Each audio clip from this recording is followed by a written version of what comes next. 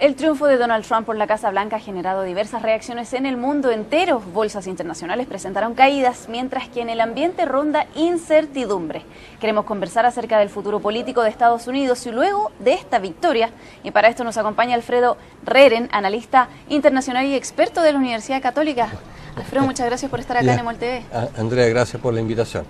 Alfredo, pregunta, ¿cómo se configura el nuevo escenario político tras el triunfo de Donald Trump en Estados Unidos?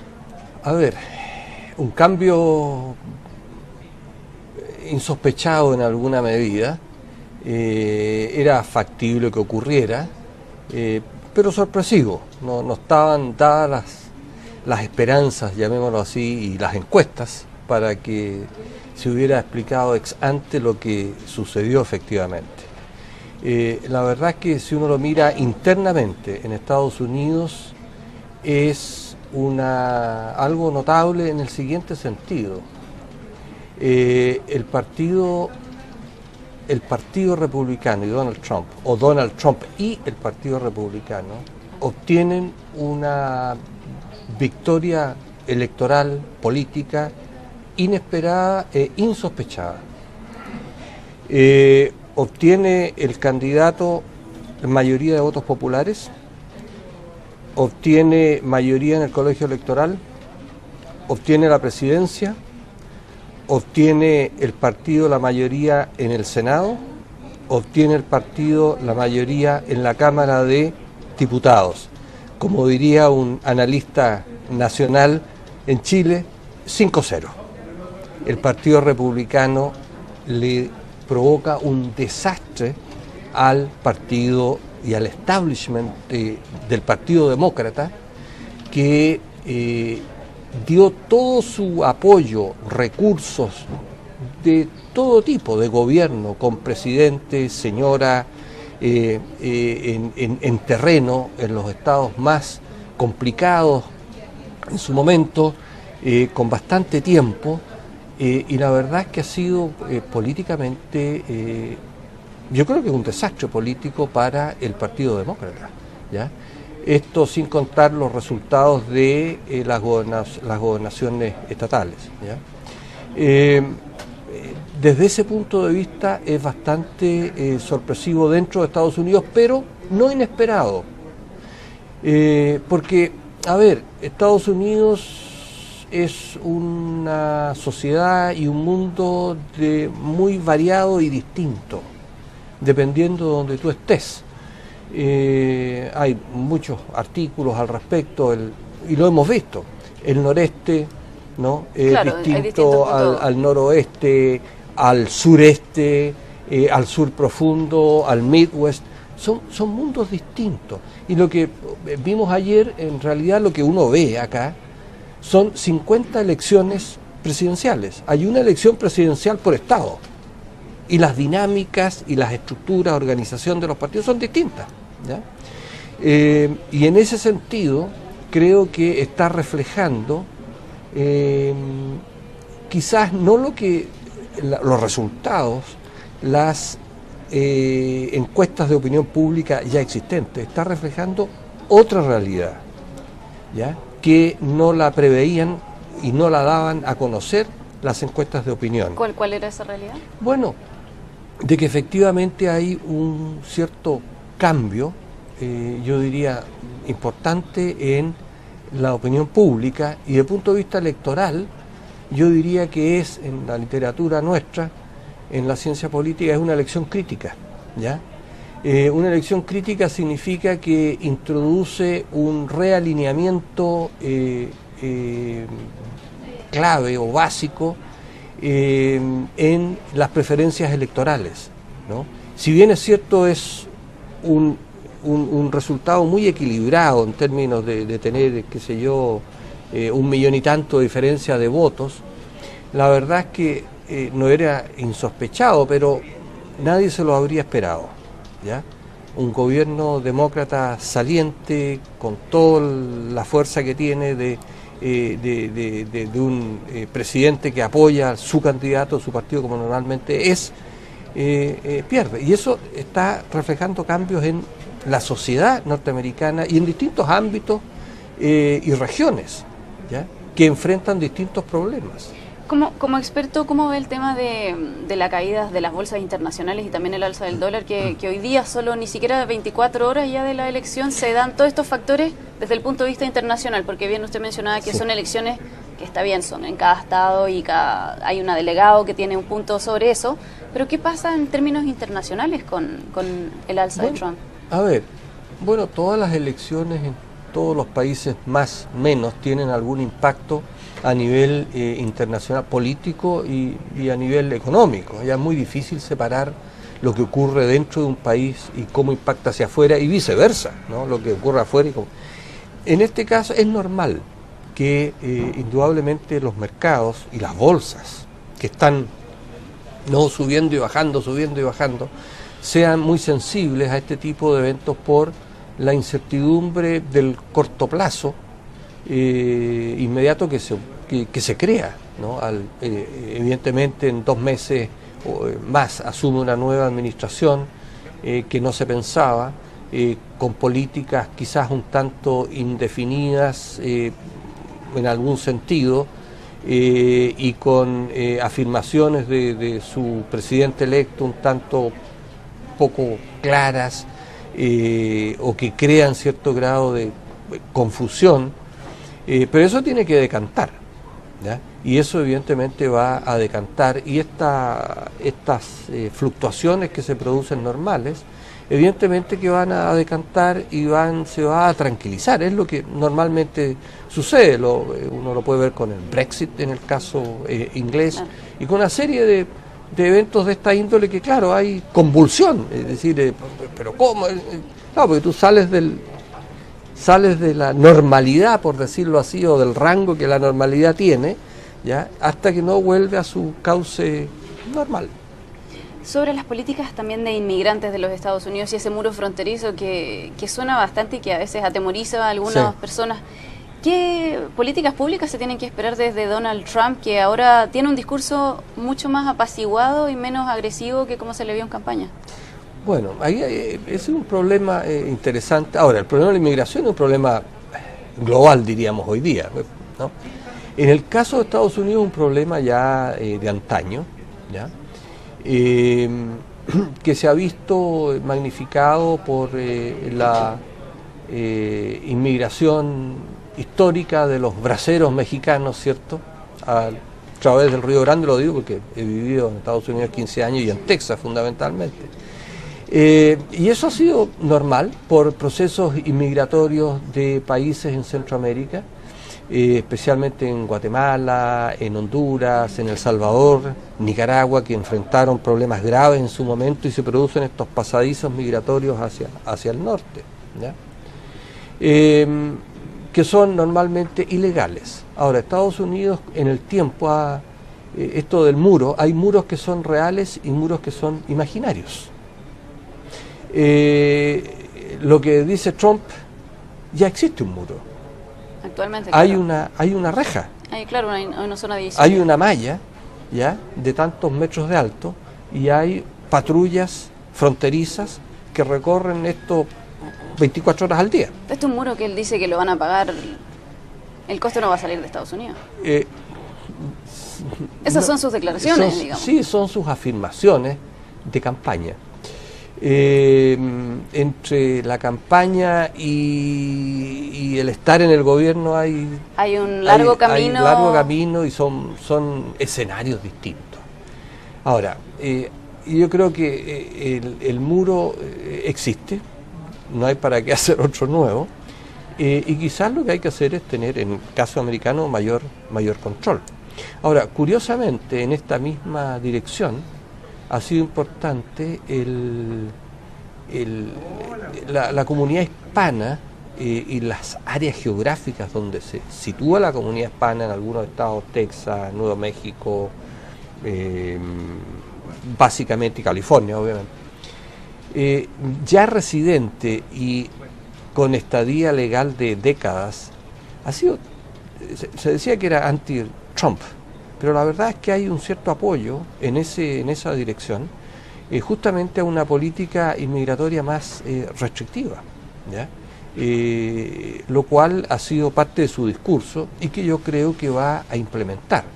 Ahora, no sé si va a expulsar, como ha dicho, a inmigrantes ilegales, que los hay muchos, o sencillamente va a ejercer mayores controles. Mi impresión es que el muro legal, por decirlo así, va a ser mucho más sólido en términos de el proceso inmigratorio de lo que ha sido hasta ahora.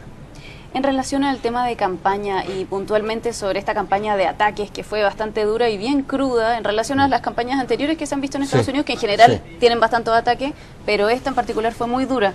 ¿Podrá el presidente gobernar a todos los estadounidenses como él afirma ahora en su discurso? Bueno, lo dijo, no, yo creo que es una buena aproximación después de esta confrontación retórica fuerte en que salen a la luz situaciones desconocidas y propias de una guerra de guerrillas entre candidatos con sus vidas personales y deficiencias, etcétera, de esa índole que ocurre. La verdad es que esto se apacigua, se calma. Ha sido sí una campaña dura, pero si hay algo que...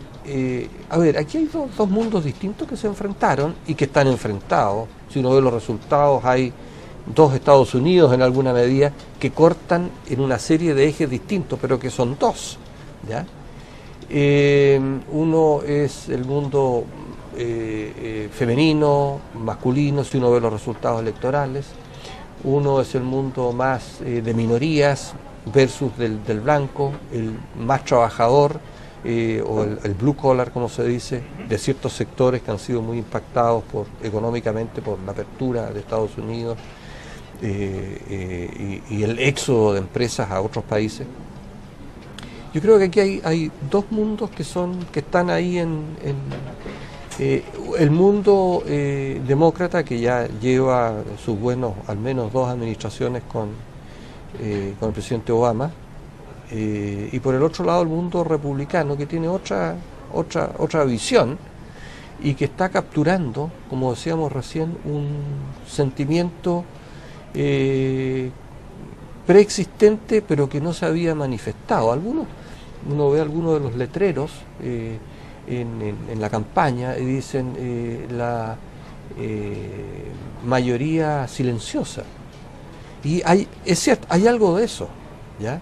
Aquí, si uno ve el grado de participación, habría que verlo, fueron 110 millones más o menos de votos de electores que concurrieron para una elección presidencial y de esta intensidad. Está bien, yo creo que incluso un poquito más de lo que es lo normal, y eso está reflejando preocupación del electorado por temas como el que estamos conversando, inmigración, trabajo, que en definitiva le pesan al ciudadano común y corriente en Estados Unidos. ¿Es la misma clase media que votó por Donald Trump? Sí, claro, ¿no? Yo creo que también hay ahí una visión que también representa lo que en política internacional es un cierto decaimiento de la posición, llamémosla, de poder internacional dominante de Estados Unidos, que evidentemente ya no la tiene. Hay una fuerte, en ese sentido, competencia, si queremos decirlo, con la emergencia de otros poderes en el mundo, ¿no? Que son, bueno, China, la misma Unión Europea desde un punto de vista económico, financiero, ¿ya? Y en términos de influencia a nivel internacional, Estados Unidos ha venido perdiendo capacidad de influir en forma gradual. Sobre puntualmente cuáles son los factores que incidieron en este triunfo de Donald Trump, ¿fue la libertad de no pertenecer a ningún, digamos, no tener una carrera política, no ligada a la política, y también venir de éxitos económicos los que también le favorecieron al momento de los votos? A ver, yo creo que aquí también hay... a ver, primero, es extranjero, llamémoslo así, un extraño en la política, pero no tanto, ¿ya? Evidentemente en la política partidaria sí. Ahora, aquí también hay un problema de liderazgo. Sí, Trump viene del mundo de los negocios, del mundo empresarial, hasta cierto punto el mundo especulativo inmobiliario, que ha sido su base y su fuerte de crecimiento y desarrollo. Pero por el otro lado hay que reconocer algo que ninguno de los dos partidos pudo, y ese es un desafío, anteponer ante una candidatura o una precandidatura y una nominación de Trump, que ha sido su persistencia. Y eso es clave para explicar su éxito. Es decir, no era el candidato del Partido Republicano. No era el favorecido de las encuestas No era el favorecido de las encuestas. Enfrentó al establishment también republicano y a representantes o a senadores como Ted Cruz de Texas, que era uno de los serios contrincantes, como candidato o precandidato dentro del partido. Y nadie le daba probabilidades por ser alguien que viene de otro mundo. Y han habido experiencias.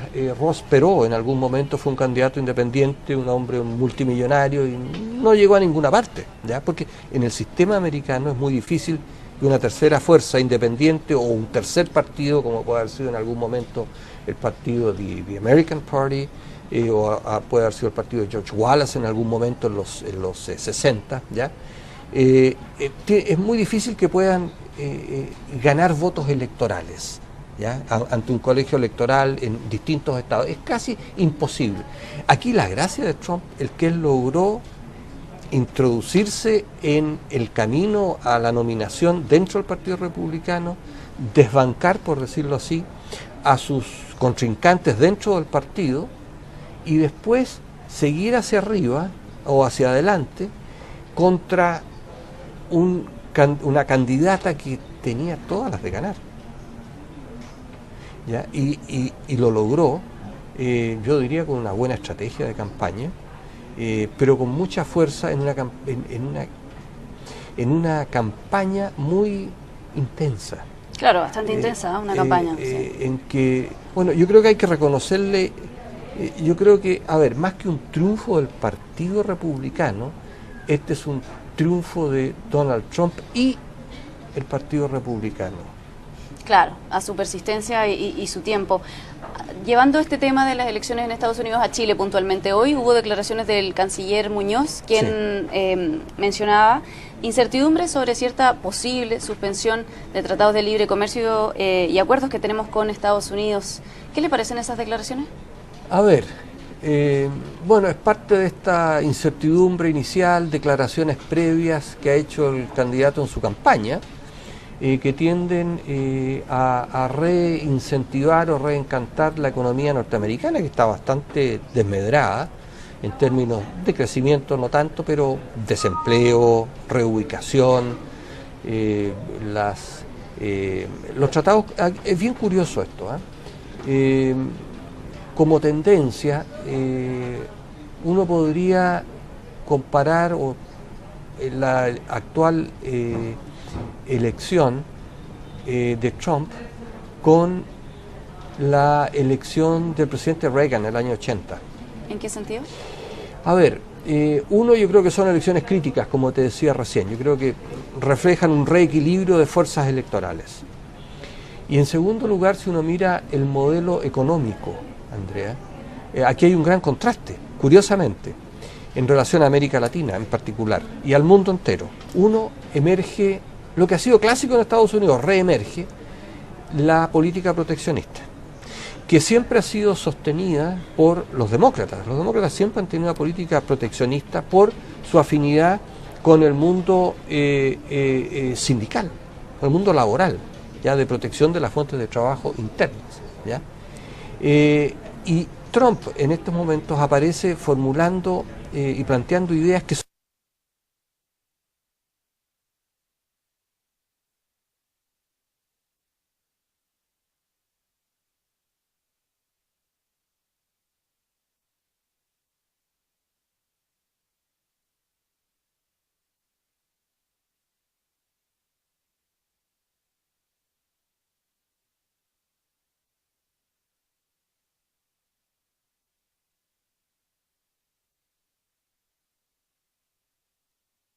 tanto de Trump como de Clinton apuntaban un poco a cerrar Estados Unidos económicamente, ya lograr, como el mismo Trump dice, que las empresas vuelvan. Ahora, eso es muy difícil de lograr porque hay que tener incentivos muy especiales. Pero aquí hay un, comillas, acuerdo. Si tú te recuerdas, en la década de los 80 en Estados Unidos se formuló lo que se llamó el Washington Consensus. Y ese Washington Consensus básicamente incluye elementos políticos y económicos, pero económicos, que era una política bipartidaria para América Latina, ¿ya? Y aquí caigo en las afirmaciones del canciller chileno, que era de apertura al mercado, pues, propiedad privada obviamente, apertura, libre comercio, era algo que ha sido bueno para el mundo. Bueno, hoy día Estados Unidos, yo diría que es un acuerdo tácito, ¿ya?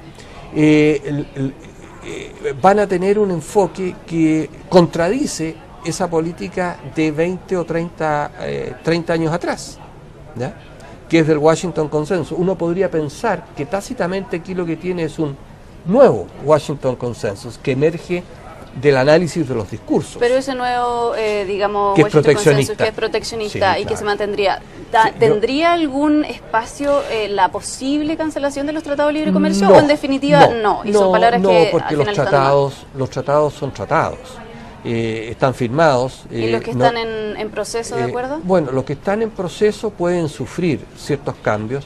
Ahora, cuidado porque los tratados, uno puede elaborar políticas de carácter administrativo con respecto a los tratados. Por ejemplo, miren, no tenemos una política proteccionista, estamos abiertos al mercado, al libre mercado, intercambio, pero uno puede tener una política de cuotas. Y dice, mire, puede entrar hasta tal cantidad, pero después ya no. Claro. En el fondo eso es proteccionismo, a pesar de tener una política económica de apertura comercial. Claro, ¿ya? Pero Chile debiese mantener las mismas políticas en términos de políticas públicas que hoy día estamos teniendo para hacer distintos tratados de libre comercio con el exterior. Yo creo que para Chile... ¿Especialmente con Estados Unidos? No, yo creo que con Estados Unidos la relación comercial...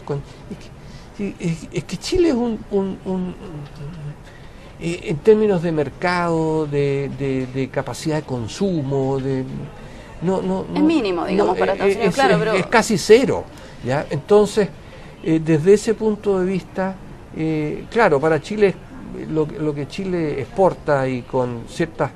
y en buenas condiciones Estados Unidos por los tratados, digamos, en este caso es un tratado bilateral, no somos parte del NAFTA ni mucho menos, ¿ya? Que tampoco lo va a poder cambiar de un día para otro, no es así, ¿ya? No creo que afecte ni tenga mayor impacto en la relación económica, comercial de Chile con Estados Unidos en absoluto. No creo, yo creo que eso no lo afecta ni creo que haya ninguna intención, ¿no? En afectarlo desde ese punto de vista. Muchas gracias, Alfredo, por venir a EMOL TV a conversar sobre estos temas de esta elección en Estados Unidos. Muy bien, pues Andrea, gracias por la invitación. Absolutamente. Ustedes sigan informándose en EMOL TV y también en emol.com.